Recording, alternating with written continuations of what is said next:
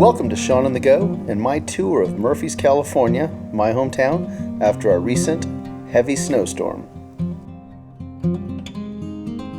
I decided to make this video as this snowstorm seemed to be a bit different in that we only got about 6 or 7 inches in Murphy's, but it was a very heavy snow as evidenced by all the downed trees.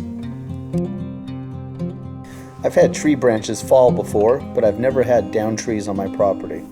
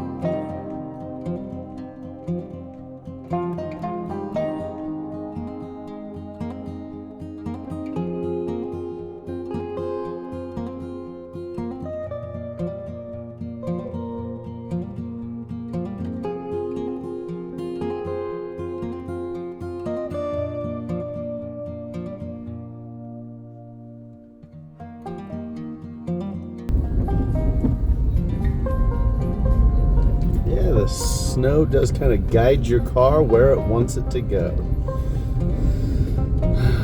Stay in the tire marks of the guy ahead of you, I guess, right? As long as it's going the right way.